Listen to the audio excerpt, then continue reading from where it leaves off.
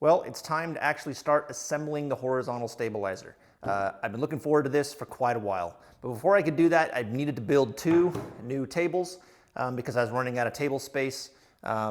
Maybe I really wasn't, but I wanted to build 2 new tables, and so I did. I also built these things to kind of hold the horizontal stabilizer. I was thinking about building something that, 2 kind of wooden beams that have a strap so I can kind of move it around a little bit more. But I watched another guy's videos, Missile29. It's a guy that's putting together a RV10 and has a very, very thorough set of YouTube videos. So if you're actually a builder and you actually want to learn how to actually build an RV10, my videos probably aren't the best way to do it.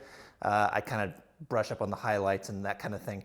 But he really goes through details, and I found his videos to be very helpful. There's a whole bunch of other people too. But in any event, he built some straps to hold the horizontal stabilizer and found that they didn't kind of sandwich it together. It wants to spring out when you're putting in the nose ribs and things like that. So rather than build some of the straps, I decided to go with what Vans recommended and build some of these suckers. So what I've got to do now is kind of put the horizontal stabilizer skins in here. I'm then going to Cleco the nose ribs in the horizontal stabilizer. And then rivet those in. There's kind of an order in which things have to be done for the horizontal stabilizer. First, you put in the nose ribs, then you put in the front spar, then you put in these kind of mid ribs, and you put in the rear spar, and you kind of got to do all of this in an order. Otherwise, you're going to rivet something together and find you can't get past one of the spars to rivet some ribs, for example. So, first steps, put the skins in the whatever these things are called, skin holders that I built, and start Clecoing the nose ribs in there in preparation for riveting.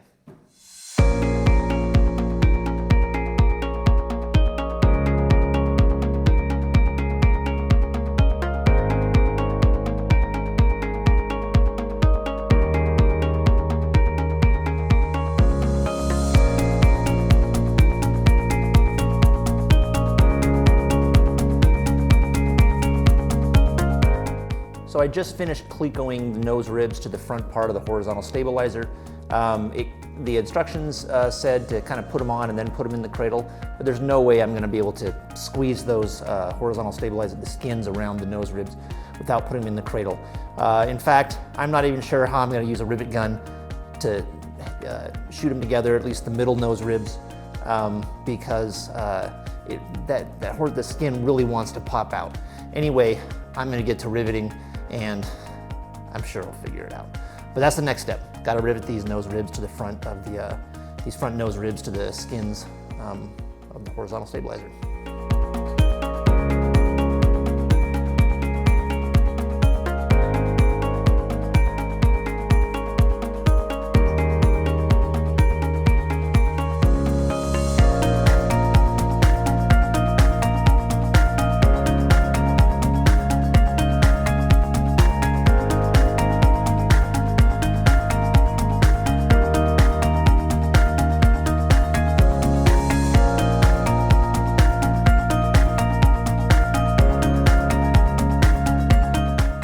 So I finished putting in all the nose ribs that I can with the squeezer. And now I've got to put in the remaining nose ribs. I've got to rivet them in with the rivet gun. For some reason, the rivet gun makes me nervous. The squeezer's easy. You can be a 5-year-old and not screw it up. But I can really screw up with the rivet gun, and I just don't have that much experience with it yet. Last time I did the rudder, I didn't actually make too many mistakes, so I don't know why I'm nervous. Anyway, I'm gonna go practice a little bit with the rivet gun, and then I'm gonna get after it on these, the remaining nose ribs on these horizontal stabilizers.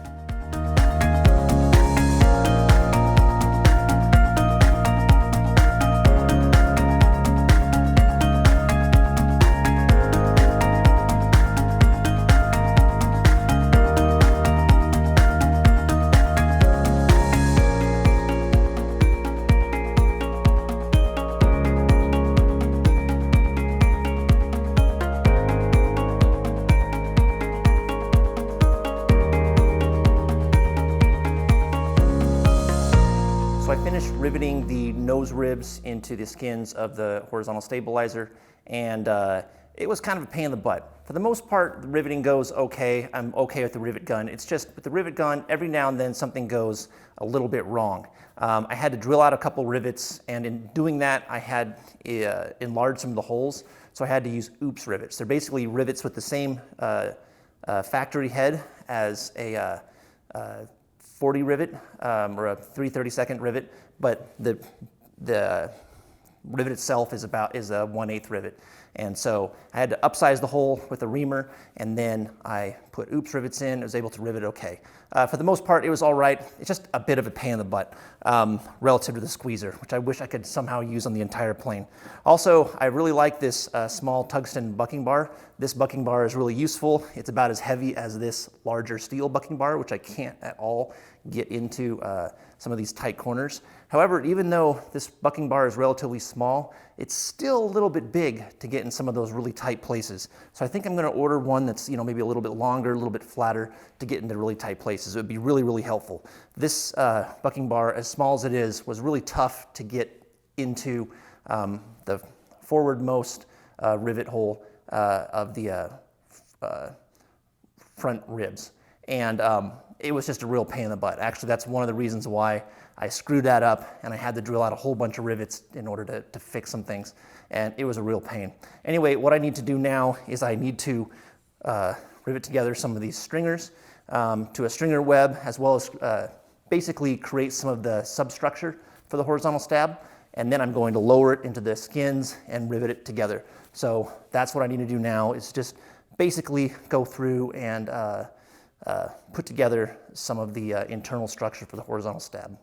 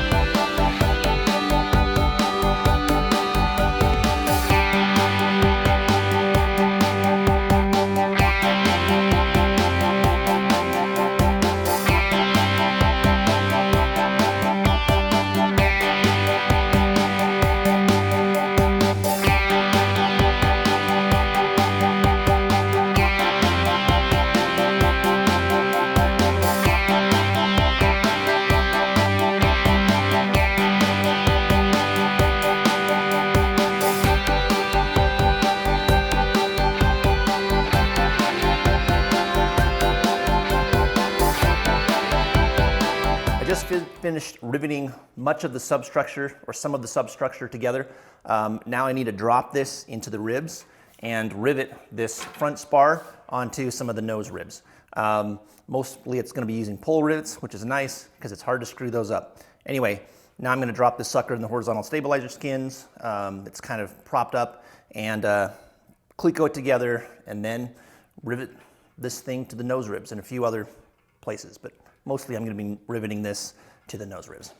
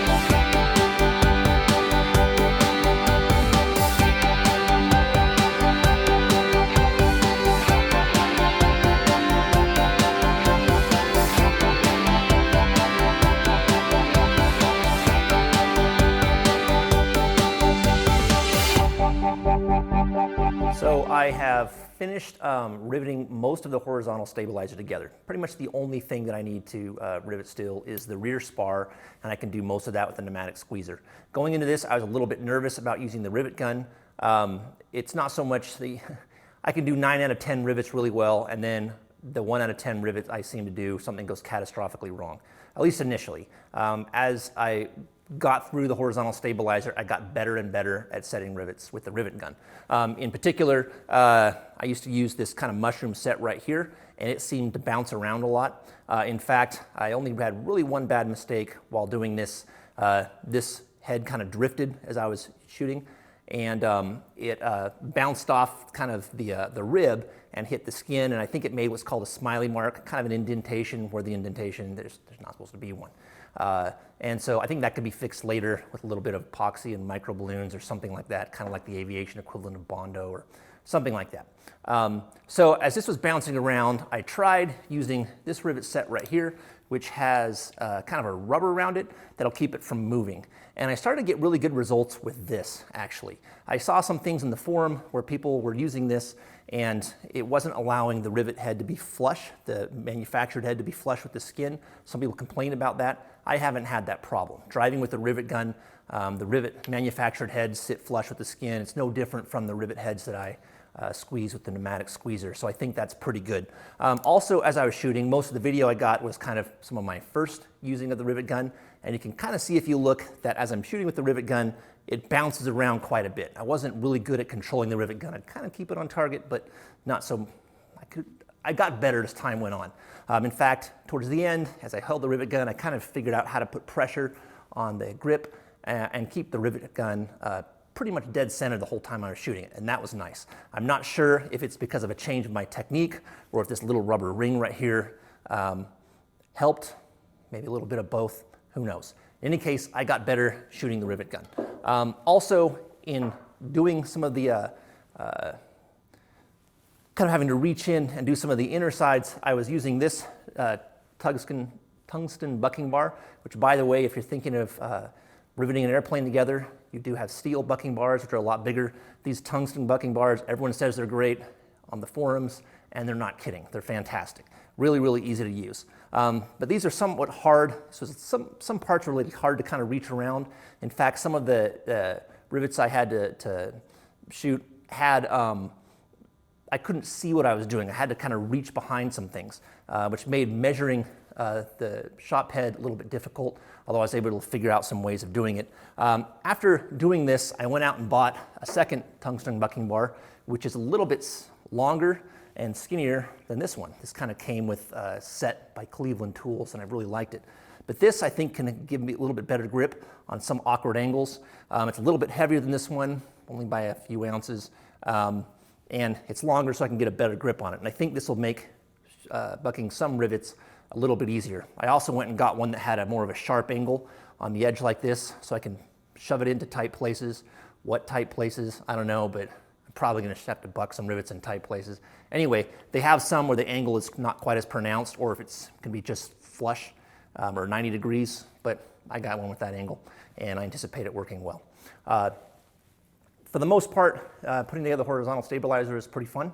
I really enjoyed it. I kind of get the feeling, as I'm starting to get the hang of it, that putting together the body of the airplane isn't going to be so bad. I'm starting to get years ahead of myself, and I've been spending some time looking up how people do firewall forward stuff, you know, how they work on the engine. And a lot of stuff blows my mind, and it makes me wonder, am I really doing the right thing here and trying to build an airplane?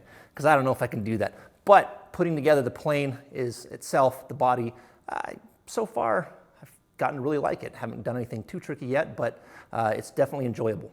At any rate, what I need to do now is put the rear spar on the horizontal stabilizer.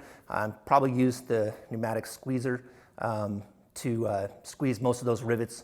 There are some pulled rivets that I need to set as well to rivet the rear spar with some of the ribs. And other than that, I should be done. So I'm going to start doing that and finish this sucker up. I now have the rear spar stuck into the back of the horizontal stabilizer. I've seen kind of how people prop this up online a little bit. Sometimes people make some holder things that have a strap as opposed to, you know, kind of putting it in wood. And I thought I'd make something like that, but this seems to be a lot easier. So basically I prop this up against some wood in the back, then just kind of shove this heavy thing right here with some padding and kind of puts it at an angle so it's easy to work with. Anyway, I have this rear spar in the back of the horizontal stabilizer, and kind of going through it, it was really actually kind of tough to get the holes to line up. For the most part, everything else, the holes lined up perfectly. This one, the holes are just a little bit off. So when you put in the rivets, sometimes they kind of go in at a bit of an angle, and at the extremes, they don't really go in at all. So I had to kind of go through, and what I did, ended up doing, is I used this scratch awl and or a 40 drill bit, and kind of went through and kind of wiggled things such that I was able to stick in rivets. And then with the holes kind of aligned, you know, again, kind of holding it with either the scratch awl or this drill bit, I'd put in clecos to hold it tight. I think part of the reason why they don't line up is this rear spar, both the rear and the front spar actually have a little bit of a curve to it. So anyway, I kind of put it in, and I think it's in now. Okay, I've already put clecos in. I've already actually riveted the other side, but I put the clecos in. Now when I put these rivets in, they kind of are free to come in and out, and they're not going in at an angle, they're going straight in. My only concern is that there's going to be a little bit of compression on the skins in some places. There looks to be the case on the other side. It's really tough to see it. It took me a while to convince myself that that's acceptable. If it's not acceptable, then that's going to be a problem because I don't have any other way of doing this. I guess I don't trust my imagination to have exhausted every possibility, but I can't think of another way to do it other than how I've done it. So all I need to do now is, you can see I have it called clecoed. All I need to do is kind of go down the line and squeeze all these rivets. So that's what I'm going to do now, and I'll actually film this, kind of present it in this sped up fashion. I just need to go through, squeeze all these rivets, take out the clecos, put in more rivets, squeeze those, and then I'm done with the horizontal stabilizer. Actually, not quite. I do have some rivets I need to squeeze on the rear spar back in there, but pretty much that's it. And once I'm done with this, I can start moving on with the elevators. So I'm going to get to that, and I'll film it and make kind of put it high speed so you can kind of see how I do this. Anyway, I'm going to get to it.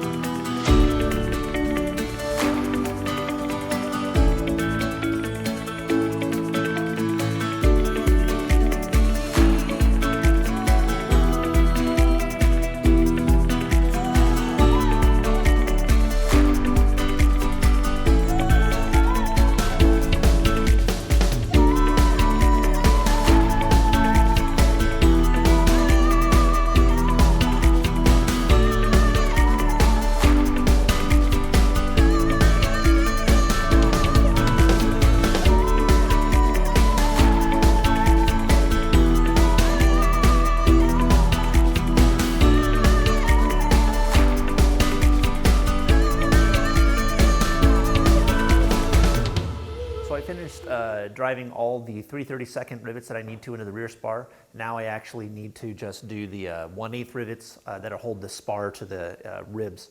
For the most part, most of these are going to be pulled rivets, which are nice in some ways, although they kind of make me nervous because unlike rivets that you squeeze, they generally use these blind rivets when you can't put a bucking bar back there or whatever. Anyway, I can't check the other side, and so that's unnerving a little bit, but they seem to work for a lot of people, so I'm just going to go with it. So most of these are going to be pulled rivets or blind rivets, pop rivets, whatever you want to call them. Some of them are the 1/8 rivets that I can get to with the squeezer on the end, so I'm going to hit it with the squeezer. One thing that's annoying about this thing is every now and then when I'm using this, especially if I have this thing upside down, for the most part it's dry and it's okay, but every now and then hydraulic fluid leaks out. Now, I've been hoping that it's because the line's a little bit overpressurized and somehow it can squeeze the stuff out without getting air in the line, because every now and then I fill it up. But my suspicion is there's now air in the line. One problem with the pneumatic squeezer is that if there's any air in the line, it's not really a problem. It's a little bit of air if you're driving 3/32 rivets. It's got enough power to kind of squeeze the rivets to be within spec. But if you are squeezing the 1/8 rivets, if there's air in the line, it's usually you don't get enough oomph or enough power or enough force rather to squeeze those to be within spec. They're just outside of it. So I'm gonna squeeze a 1/8 rivet on the end here and see if it has enough force to do it. But my suspicion is that when I go to squeeze this thing, it's not gonna have enough force and it's just gonna be outside of spec. So I'm gonna have to go add some more hydraulic fluid to the line. And then I'm probably gonna contact Pneumatics and ask them what's up with this, because this is it's kind of annoying that I have to do this every now and then. Regardless, I'm gonna squeeze this rivet and let's see if it squeezes it to where it needs to be. Okay, so I have this universal head rivet kind of set right here. I'm gonna kind of put this pneumatic squeezer on it and let's see if it can squeeze it to be within spec. Hopefully it works.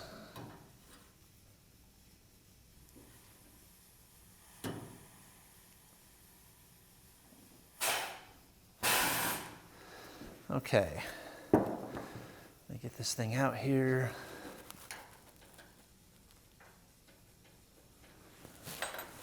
I don't think it is. So after checking some more, looking at that 1/8 rivet, it looks like it's barely within spec, but kind of on the lower end. I kind of would like to squeeze it just a little bit to try to get it in more in the middle range. So I'm gonna go ahead and add some more hydraulic fluid to that pneumatic squeezer line. And hopefully there's a solution to this. Again, it just seems kind of erratic. Sometimes I can go for a week or two, nothing leaks, and every now and then, especially if I'm holding it upside down for a while, I'll look down, everything's fine, but then I'll look down at one point and then my hand will have a little bit of hydraulic fluid on it. So there's a leak coming from somewhere. I can't tell where, but I think there's air getting in the line. I'm gonna add some more hydraulic fluid. So to add more hydraulic fluid to this thing, first thing you do is you make sure the unit's disconnected from the air supply, otherwise something might blow up in your face. Then you simply just kind of put this thing in a vice grip. At least this is how I do it. I've got these yellow rubber things on here to protect it, the yoke against getting scratched, things like that. Then get your Allen wrench, take off the set screw on the bottom.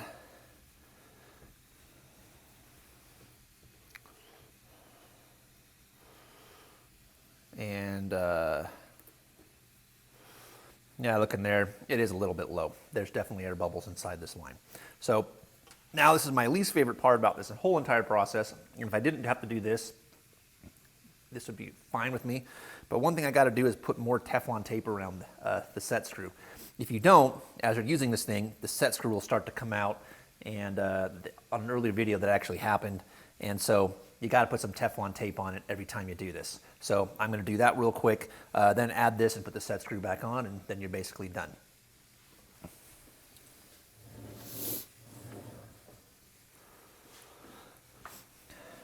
Now that I put some Teflon tape on the set screw, all I need to do is get some of this hydraulic fluid. Actually, they recommend you use automatic transmission fluid.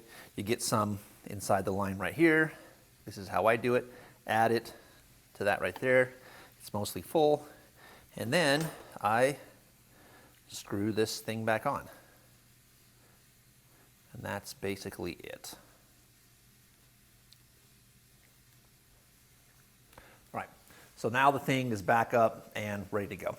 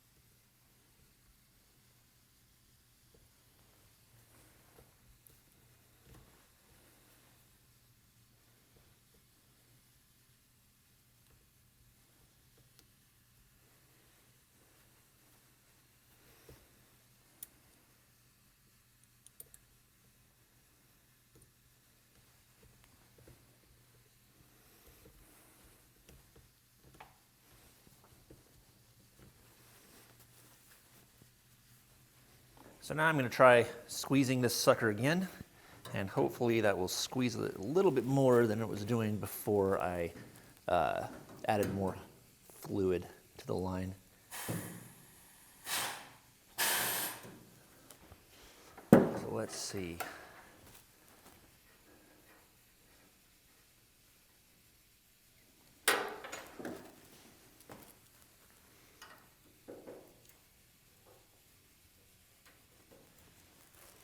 All right, that's a bit better.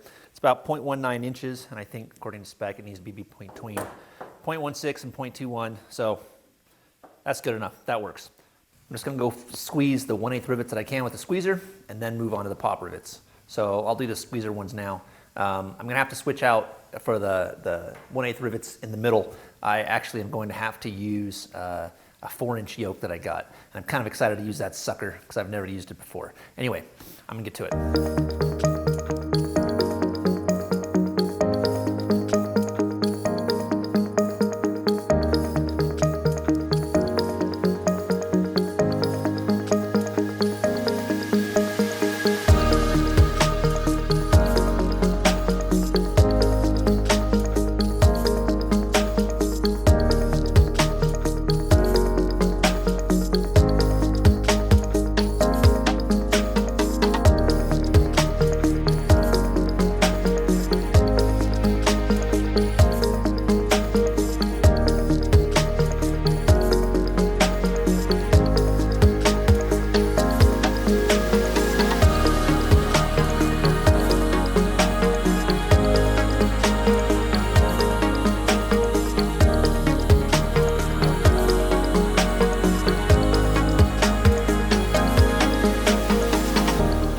So that's it. I finished the horizontal stabilizer.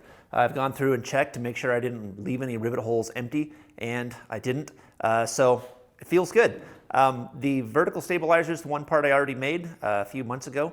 Now to get this thing done, it just feels really nice. It's a lot bigger than the vertical stabilizer, it's a lot more complex to make, and I have a lot of satisfaction out of making it. In terms of putting these rivets in the middle, I was really hoping that 4-inch yoke could prove useful, but it didn't. There's just some ankles it couldn't really get at. Some of the rivets it could have done with the 4-inch yoke, but not all of them. So I ended up bucking all of them with a rivet gun and a bucking bar, and that wasn't so bad. I can use a bucking bar and the rivet gun now to do the 3/32 rivets pretty good, but these bigger rivets, it still gives me a little bit of a problem. I'm not sure if I'm have the settings on the gun. I don't know if they're correct yet, but it just takes a lot longer than 3/32. Maybe it's just the way it goes. I don't know. Regardless, putting these rivets in with the rivet gun proved to not be that bad. In any event, that's it for this video. I'm finally done with this. Next step is I'm going to move on to do the elevators, and then I'm also going to start working on the rudder. One of the systems I want to put in on the rudder that's not part of the plans is I want to put on an electronic rudder trim.